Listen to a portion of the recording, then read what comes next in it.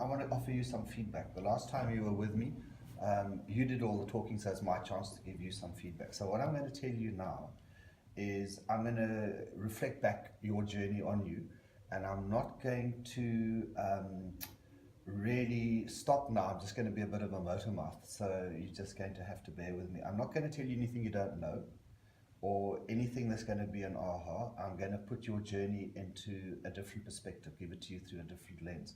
And I want to start out with the assumption that in an organization, the reason we do this is to try and create a optimal working situation where people are actually engaged in the work that they do. They feel challenged, they feel rewarded, they feel recognized.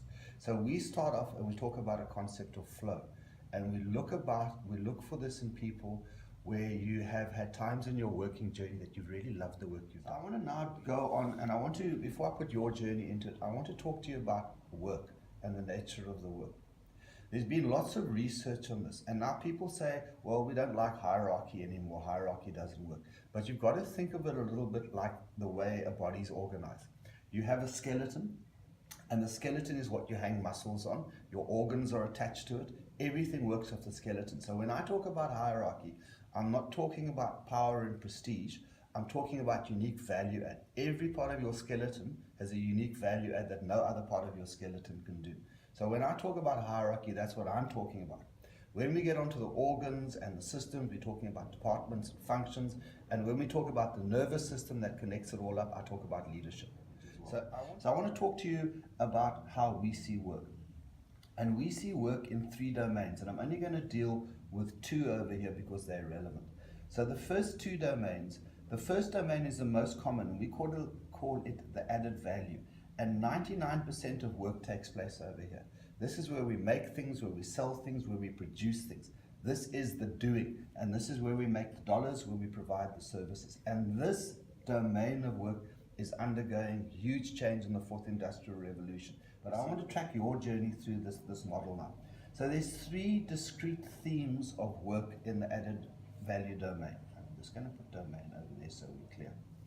These 3 domains of work are to do with known products, known services, known clients.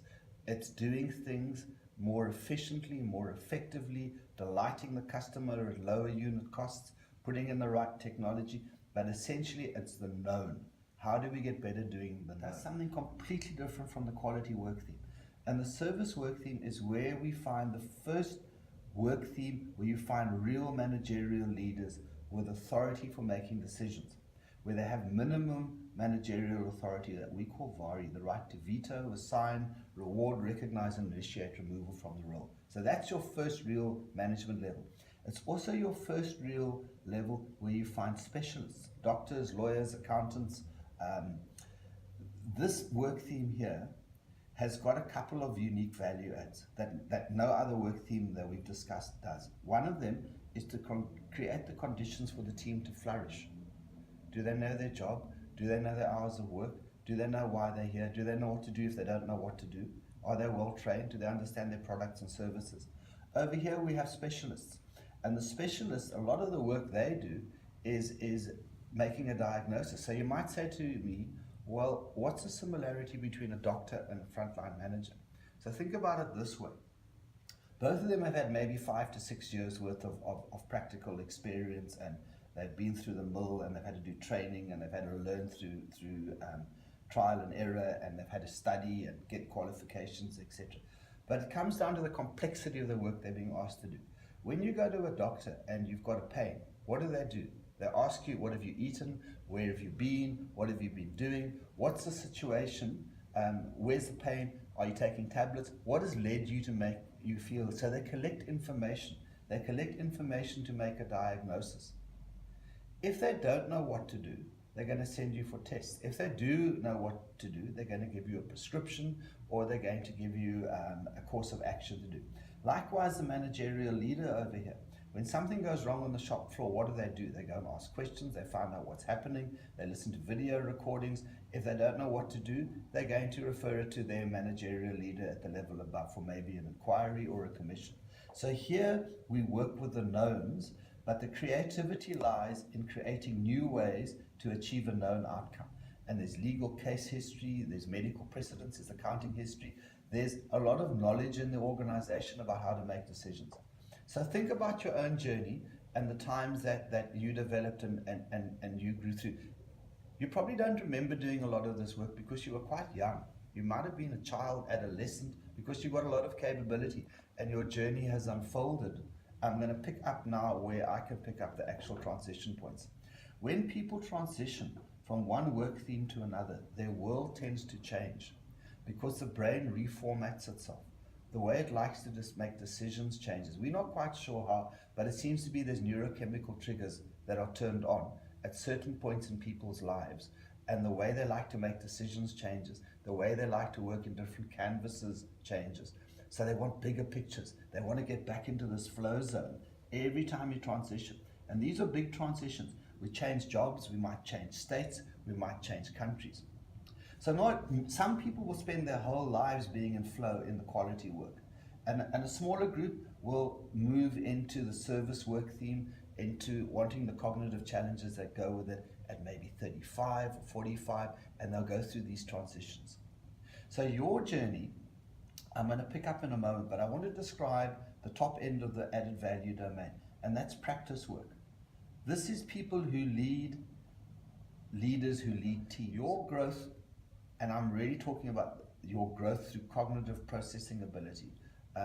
You'll find that you did your transition from this work theme into the practice round about the age of, you were quite young, 18 or 19 when you did that transition.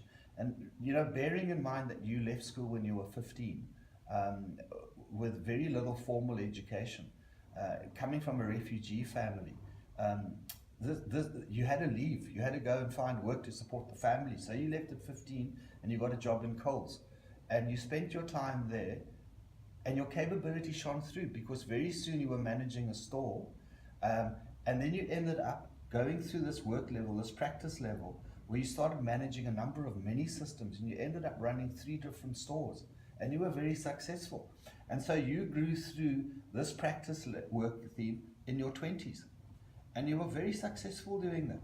And then they had that big issue that came up where you were found that you hadn't done the things that you should have done and you really felt bad about that. And you realized, and this is quite important, you realized that your education is what tripped you up. You didn't understand financial systems and you made the concrete decision to go back and get the qualifications you needed. So you did a human resource diploma, you ended up going to go and do an MBA. So you really put in place all the education backgrounds and you left. You left the supermarket world and you started finding jobs in the corporate world. You started getting a whole lot of exposure. So you really got back into flow at this point. You had a down period. That transition point is when you realized you actually needed to go and brush up your education, really move it up a notch. And so you started getting roles that took you into different parts of the world. We started getting exposure to different work systems, different cultures, and you grew. Now I want to just dwell for a moment, and I'm going to come back to the cognitive side about how people actually make decisions. But I want to just talk a little bit about the value domain, because you did another transition from the practice work theme into the first of the executive levels, round about the age of 28, 29. If there's certainty and a little flag, as we progress up this model, we have increasing ambiguity and uncertainty. And that's the world that we make decisions in. So when we talk about flow, it comes down to what is the world we're comfortable in to make decisions. So strategic intent, setting the direction with the collegiate of the executive team or the leadership circle and the board. Strategic development is the most challenging. Now, this is the role that you grew into, or the work theme that you grew into, when you decided to really make another decision to leave the corporate world. The corporate world gave you a lot of experience and exposure in the practice work theme, and some of it in the strategic development work theme. But you decided to move. When you did your transition, 28, 29, you grew through this into your 30s and into your 40s. And the strategic development work theme is how do we translate this intent into business plans? This transition into strategic development for you represented an opportunity where you were starting to go down here and you could see here is a real opportunity. When the opportunity came up to buy the search company, you went for it. You decided that's what I wanted to do. I wanted to go into a search business because you had a passion for that, you enjoyed it. So you became involved in setting up your own business. Round about the age of 35, 36, that was your transition where you started fully becoming into flow with managing the ambiguity. And you were very successful in that. And you were so successful to that you decided to actually go back and reinvest your time and your effort in helping youth from disadvantaged backgrounds achieve academic and business opportunities. So you created a system of mentorship that stretched across the country. So here you can see how your capability is manifesting itself across multiple portfolios. You were helping disadvantaged, you were actually still growing your own business, and then you decided to write your book. And the book was a real success. So this has been a period of rapid growth for you and a real period of flow, that growth through strategic development. And now at the age of 49, you're hitting another transition and you can feel it and you know it. You couldn't articulate it the way I'm articulating it to you, but you knew there was now another cognitive shift coming up. You were becoming underutilized again because you felt you needed to achieve more. And I mean, look, you got your recognition with the Order of Australia medal. So there was a recognition from the public and the government about the services you brought to different communities. But it's not enough. There's a blessing and a curse to being a high potential individual. And the blessing is you are always curious. You're always wanting to grow. You're always wanting to add value. You're always restless. You are curious. And the curse is it's difficult to be satisfied. Because I think they are really worthwhile focusing on. You'll spend most of your mature contribution at the strategic development work theme. And then in your 60s, just when you think you're going to now retire happily, you're going to hit another transition and you're going to go into corporate citizenship and into the values domain. And that'll be an interesting period, and I'm not going to cover that now. Suffice to say, round about 60, I mean, I can't be precise, but there's a high degree of validity to these predictions. You're going to do another transition. So that's how your journey is going to unfold. I'll write you a report. We'll put this all into writing. But I want to leave you with a couple of other thoughts, because you're a really very talented person. You're a musician, you're involved in community, you're involved in a whole walk of life. And I just want to give you the following little thought. In our life, we have, and I thank Gillian Stamp for this, but in our lives, we have a number of journeys that we take.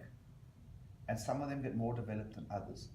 And what you want to make sure is at the end of your life, that you haven't just focused in on one journey, and many people do. You want to have a rewarding spread across the journeys.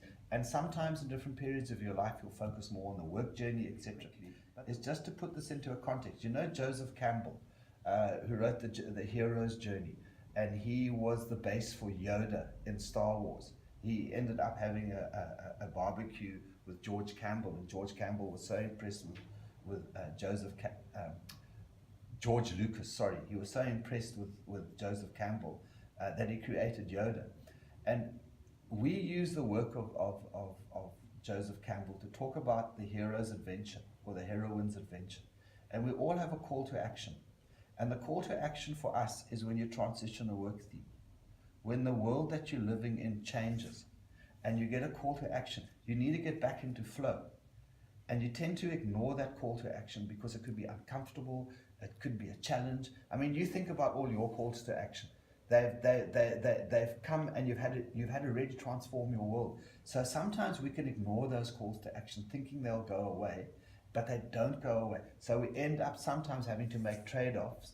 But what we really should do, because we have one life, is to go with that flow, acknowledge that call to adventure, and do something about it. So we start seeking, we're seeking, we accept the challenge, and we start going out into the world to look for new roles, new jobs, meaning.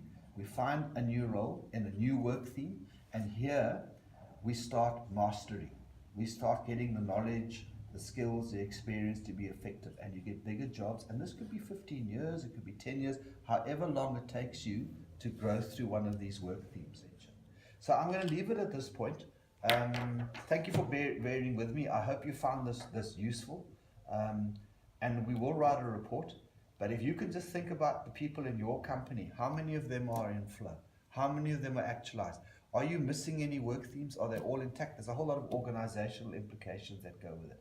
But anyhow, thanks so much. I've enjoyed giving you the feedback. I've enjoyed listening to your stories. It's been a privilege for me. Thank you very much.